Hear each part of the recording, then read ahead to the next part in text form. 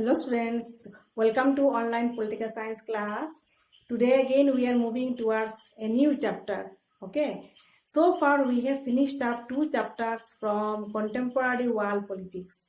Now we are moving towards the third chapter, that is US hegemony in world politics. Because see, these three chapters has a continuation. So far we have already covered up two chapters and we have seen so much stories about there. Now we are going and moving towards this third chapter, that is US hegemony in world politics. Okay, so we have seen how did after the Second World War ended, Cold War began. Second World War fought by two groups, Allied and Axis power. And how did Allied power own the war? And that time, US and USSR together they fought the war, okay, against the Axis group, and they owned the war.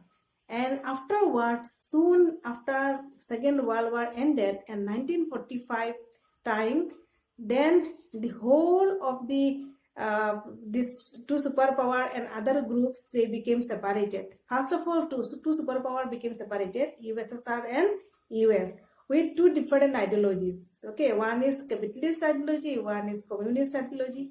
Capitalist ideology followed by Western countries, and leader is US, and Eastern area, USSR leading Eastern area and some of the countries, and they are having communist ideology or socialist ideology. So we have seen that during those whole Cold War era, 1945 to 1991, it was a long time, and the long time this Cold War went on. Okay, and the whole of the European countries slowly became separated and differentiated from one another, and the whole, it became separated into two area, actually two area. Okay, one is NATO Pact and one is Warsaw Pact. Okay, two area it became with leading two superpowers. Okay, so these two superpowers when emerged with their conflicts, with their different types of crises involved in different countries,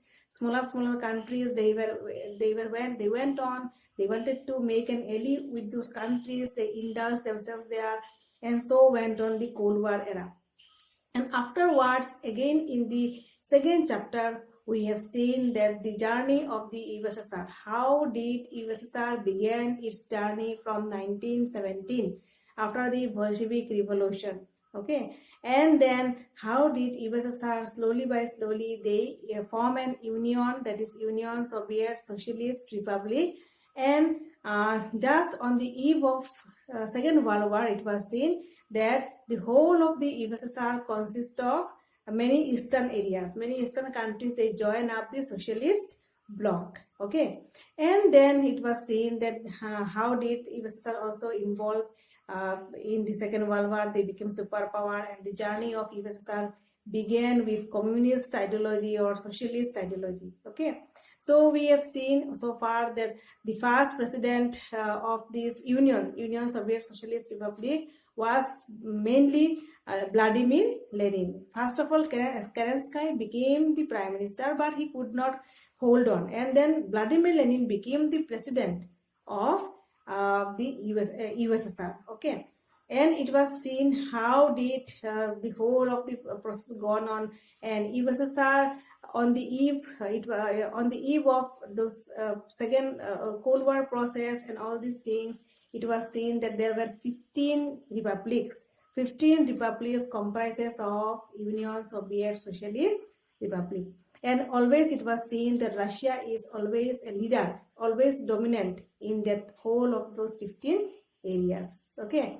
But this USSR, it was a very a tragic end of USSR, that something or the other has happened in USSR, and that led to the end of USSR. Okay, the whole of the vast superpower has been collapsed there. It was very much sad to see that the superpower has collapsed just like that. Okay, so the 15 Union republics, they destroyed, they separated from each other, and they have broken up the union. So we have seen that there were, first of all, when USSR was established, they had basically after the Second World War, it was seen they have done with communist ideology. They have tried to reproduce the country, redevelop the country with various methods, various schemes, various things were developed there: satellite system, networking system, nuclear power, and so on. Okay, and many schemes were being given up for the common people also. But on the other side, it was again seen that there was so much thing went on, negative sides went on. The people were not satisfied with this communist party which is ruling the USSR, because it was authoritarian, despotic type. And then Mikhail Gorbachev, whose policy badly failed. And then came Boris Yeltsin, who has called for giving capitalist method of economy in USSR. He became hero, and then 1991 he was chosen the president of Russia. That USSR was overtaken by Russia, and the whole of the 15 republics broken up in December 1991. So the superpower USSR finally broken up into into different areas, different states, with those 15 republics. Okay, and then again we have seen that when it went up like that, and then Russia covered up the area, and Russia became the successor, or it went and it took up the dominant position there. And then again today Russia began to rule over the old USSR.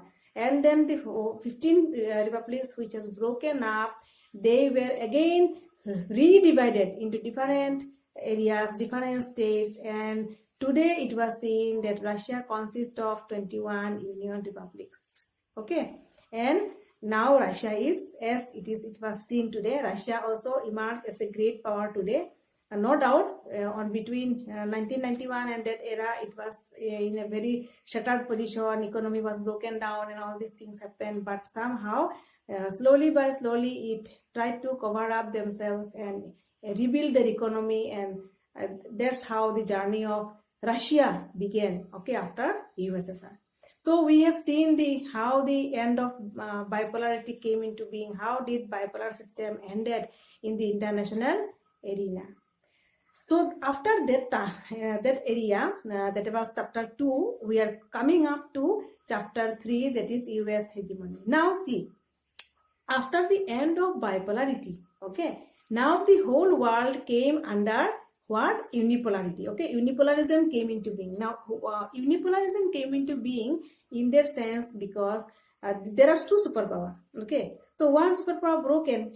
Okay, it broken up, so it remained only one superpower.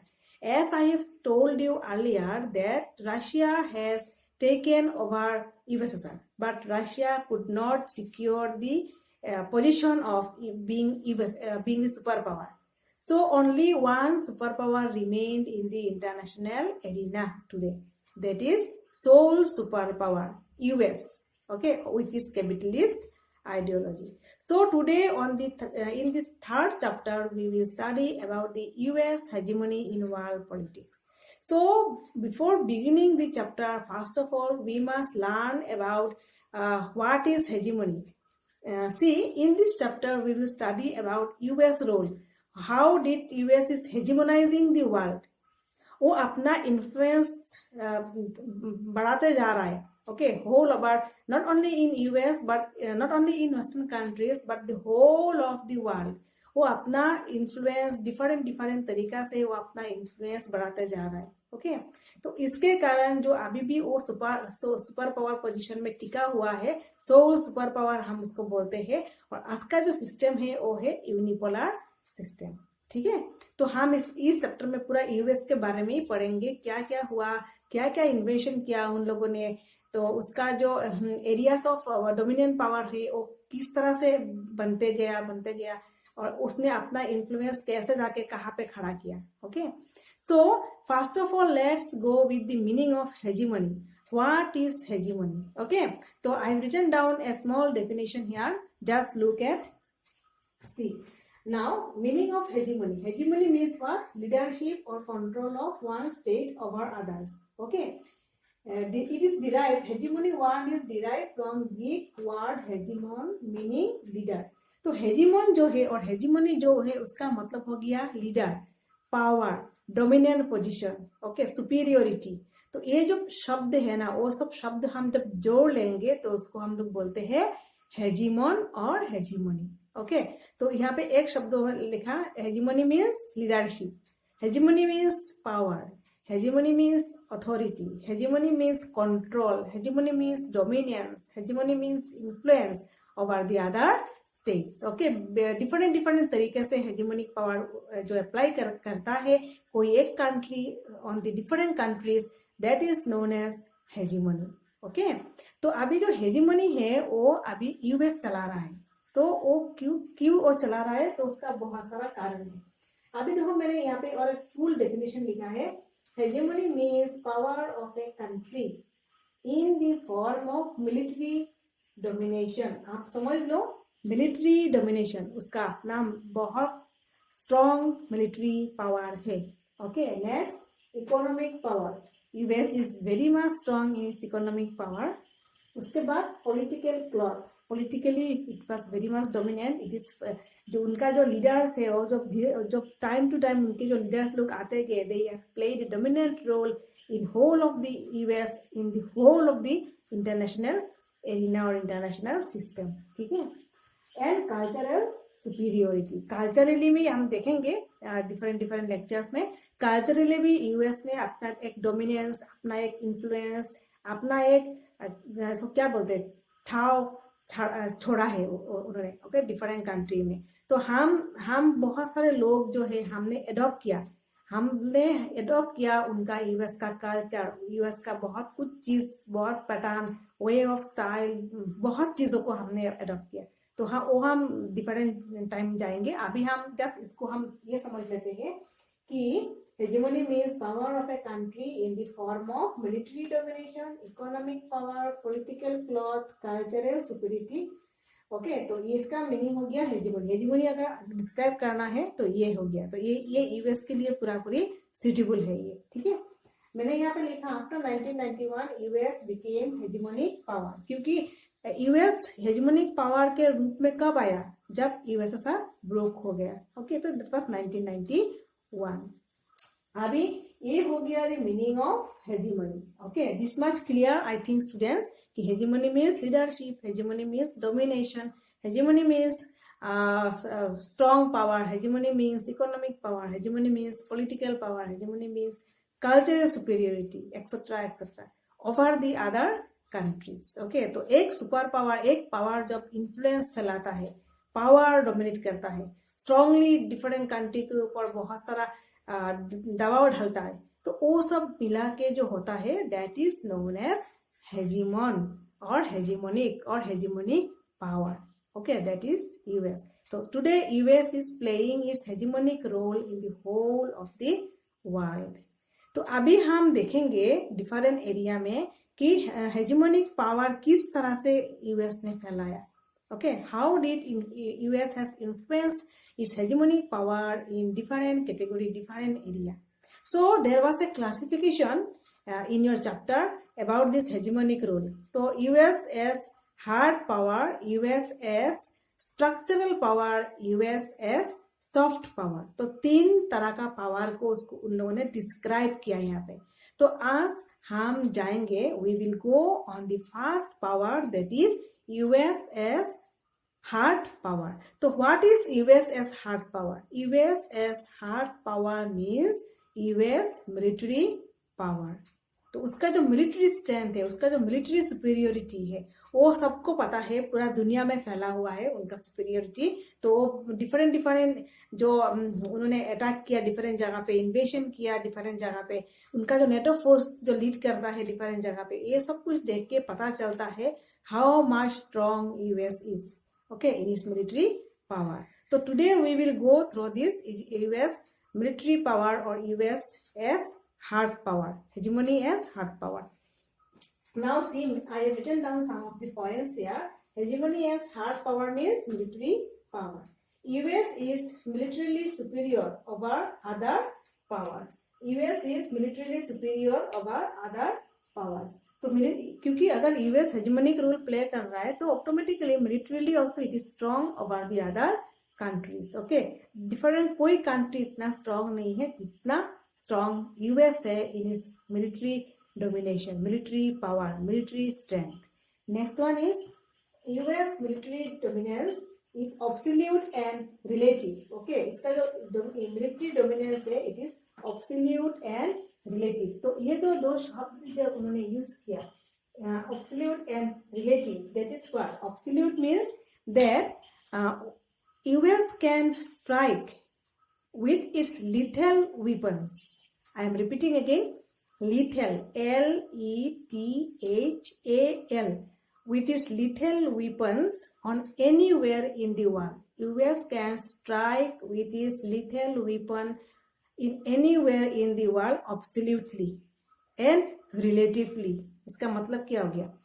तो lethal weapon का मतलब हो गया any dangerous type of weapon, कुछ भी जो updated weapon है that was there in the hand of US.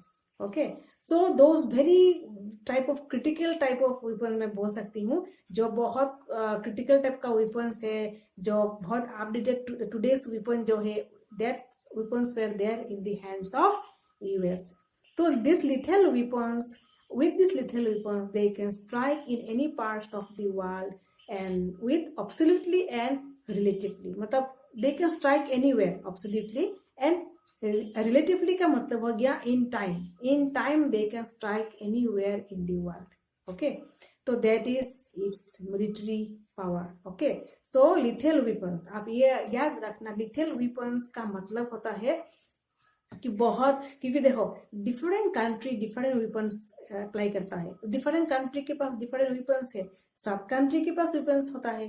Okay, but US का पास जो वेपन्स है वो they are strong weapons, they are strong enough, they are updated weapons. Okay, तो arms and ammunition area में, sector में they are very strong right from that time when they have started to rebuild their economy.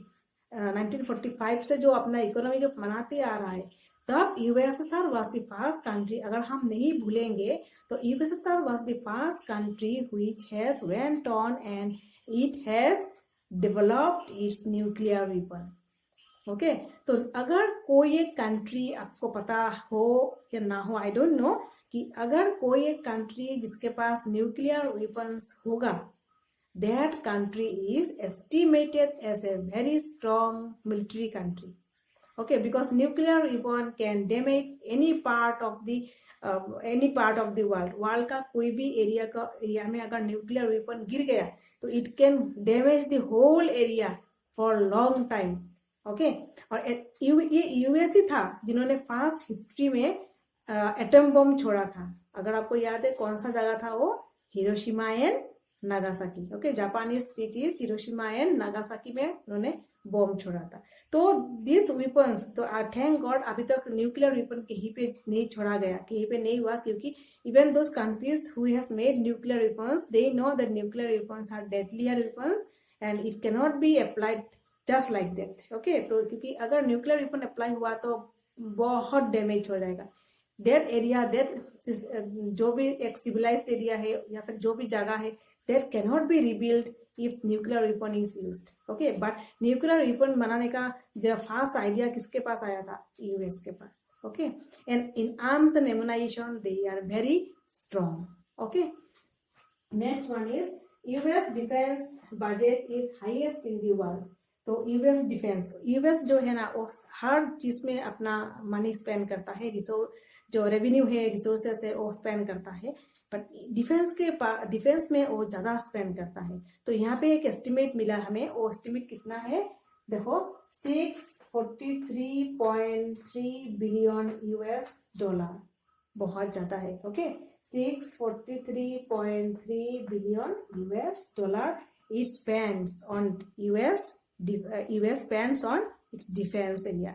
उनका जो headquarter है pentagon. Okay, उनका US का defence headquarter है pentagon. तो pentagon is very much famous because ये अपना डिफेंस हेडक्वार्टर है और very much sophisticated type of area है, वो हाईली एकदम मतलब उसको हाई लेवल में का एरिया हम बोल सकते हैं वो है, क्योंकि उनका डिफेंस एकेडमी जो है वो एकदम सिस्टमेटिक है, technologically based and everything is so much systematic उनका. तो that is very much strong indication that US is militarily very strong. ठीक है. नेक्स्ट और एक लिखा, US military superiority is high in quality. Not only arms and ammunition उनके पास है, बट ये हाई क्वालिटी का आर्म्स एंड एमुनाइशन.